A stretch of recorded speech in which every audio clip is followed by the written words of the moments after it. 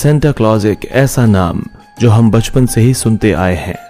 हमारे बड़ों के मुंह से हम यही सुना करते थे कि सेंटा क्लॉज हमारे लिए ढेरों गिफ्ट लेकर आएंगे। कुछ बच्चों को तो गिफ्ट मिला भी करते थे क्योंकि उनके माता पिता ही सेंटा क्लॉज बनकर उन्हें गिफ्ट दे दिया करते थे और उन्हें लगता था कि गिफ्ट सेंटा क्लॉज लेकर आया है। हर साल गिफ्ट की उम्मीद में हम क्रिसमस मनाते हैं, लेकिन हम में से ज्यादातर लोगों को नहीं पता कि आखिर सेंटा क्लॉज हैं कौन है असली सेंटा और क्या है उनका इतिहास। आइए जानते हैं आज के इस वीडियो में कौन है असली सेंटा। क्रिसमस से एक लंबा इतिहास और कई कहानियां जुड़ी हुई हैं। आपको बता दें कि सेंटा क्लॉज का असली नाम सेंट निकोलस या क्रिस क्रिंगल है। उन्हें सेंट निक के नाम से भी जाना जाता है। यदि आज की बात की जाए तो सेंटा क्लॉज की एक ऐसी छवि है जो लाल सफेद कपड़ों में आता है और उसकी दाढ़ी और बाल लंबे और सफेद रंग के होते हैं। बच्चों में वे बेहद लोकप्रिय हैं, उन्हें वो बहुत प्यार करते हैं और प्यारे प्यारे बच्चों के लिए वो एक बड़ा सा बैग लेकर आते हैं जिसमें ढेरों गिफ्ट होते हैं। लेकिन इसके पीछे भी एक इतिहास छिपा हुआ है। कहा जाता है कि सेंटा क्लॉज नॉर्थ अमेरिका में रहते थे, लेकिन अब इसकी कोई पुष्टि नहीं कर सकता क्योंकि कुछ लोग कहते हैं कि वो उत्तरी ध्रुव की ओर रहते हैं। सेंटा क्लॉज एक संत तो थे, लेकिन उन्होंने शादी भी की थी। जिस महिला से उन्होंने शादी की उसका नाम था जेसिका, जिन्हें बाद में मिसेस क्लॉज के नाम से भी जाना गया। सेंटा क्लॉज को क्रिसमस फादर के नाम से भी जाना जाता है। उनके माता पिता के नाम की कोई भी जानकारी उपलब्ध नहीं है। वैसे तो सेंटा क्लॉज का नाम जीसस क्राइस्ट, जिनका जन्मदिन 25 दिसंबर को मनाते हैं, उनके साथ जोड़कर लिया जाता है। लेकिन यदि बाइबल में देखा जाए तो जीसस क्राइस्ट और सेंटा क्लॉज के बीच कोई संबंध नहीं था। इतिहास के पन्नों में ऐसा बताया गया है कि सेंट निकोलस का जन्म 3री शताब्दी में हुआ था और जीसस का निधन सेंट निकोलस के जन्म से 280 साल पहले ही हो चुका था। कहा जाता है कि सेंट निकोलस अनाथ थे। उसके बाद उन्होंने बचपन से ही भगवान यीशु में अपनी माता पिता को देखते हुए उनकी भक्ति करनी शुरू कर दी। वे बड़े हुए और ईसाई धर्म के पादरी बन गए और बाद में वे बिशप बन गए। उन्हें शुरू से ही लोगों की मदद करने का शौक था। वे गरीबों और ज़रूरतमंद लोगों की खास तौर पर मदद किया करते थे। वे हमेशा ज़रूरतमंद लोगों और बच्चों को गिफ्ट देना पसंद करते थे, लेकिन ये सब वे अपनी पहचान बताए बिना करते थे। वे आधी रात में बाहर निकलते थे और बच्चों और ज़रूरतमंदों को उपहार दिया करते थे। वे नहीं चाहते थे कि उनकी पहचान कोई भी देखे या जाने, इसलिए वो बच्चों के सोने के बाद ही घर से बाहर निकलते थे और उन्हें उपहार दिया करते थे। यही कारण था कि लोग अपने बच्चों को उस समय जल्दी सुला दिया करते थे, ऐसा इस उम्मीद में कि कोई अनजान व्यक्ति आएगा और उनके बच्चों के लिए उपहार छोड़ जाएगा।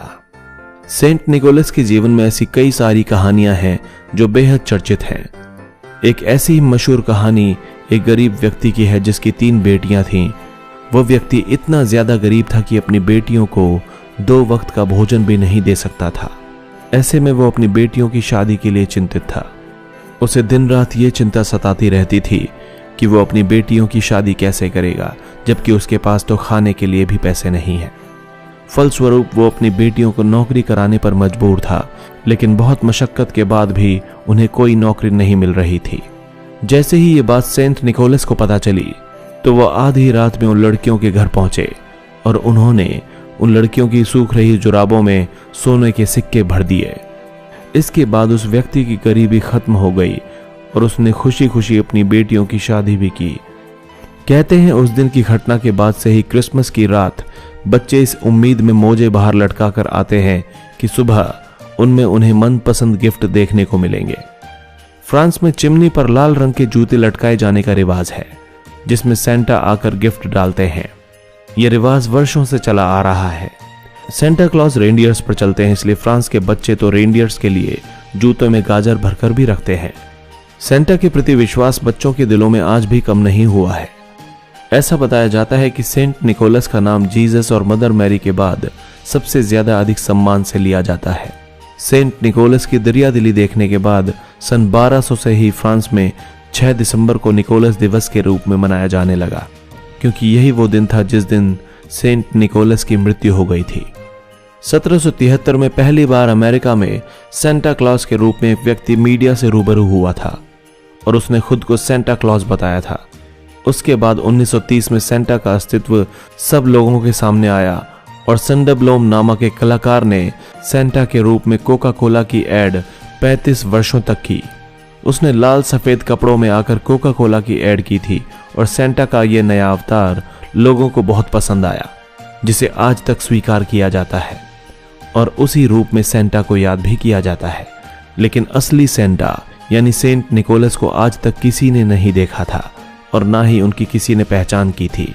इसलिए सेंटा के इस नए रूप को देखकर ही उस समय सब लोग सेंटा के होने का अनुमान लगाने लगे थे और खुश होकर नाचने गाने लगे।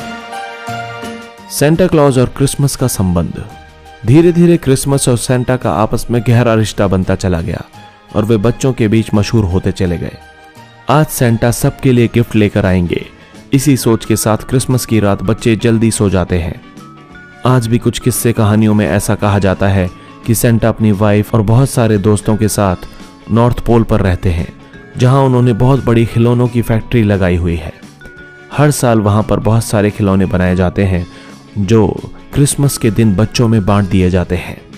ऐसा कहा जाता है कि सेंटा की इस फैक्ट्री में हजारों बौने काम करते हैं। बच्चे सेंटा क्लॉज के इतने ज्यादा दीवाने हैं कि उन्हें क्रिसमस के दिन खत लिखकर भी भेजते हैं और बहुत सारे ऐसे पते हैं जहां पर सेंटा के नाम से चिट्ठियां भी भेजी जाती हैं, जिनमें से सबसे मुख्य पता फिनलैंड का कहा जाता है। दुनिया भर से फिनलैंड के पते पर बहुत सारे खत पहुंचते हैं जो सेंटा के नाम पर ही होते हैं और कहा जाता है कि उनमें से बहुत सारे लोगों की विश भी पूरी होती है। सेंटा क्लॉज के नाम पर तो कई सारी मेल आईडीज भी बनी हुई हैं, जिन पर लाखों करोड़ों मेल हर साल पहुंचते हैं। दोस्तों, अगर आपको हमारा वीडियो अच्छा लगा तो प्लीज लाइक करें, शेयर करें और कमेंट करें और हमारे चैनल हिस्टोरिक हिंदी को सब्सक्राइब करना ना भूलें ताकि हमारी हर नई वीडियो की अपडेट आपको मिलती रहे। धन्यवाद।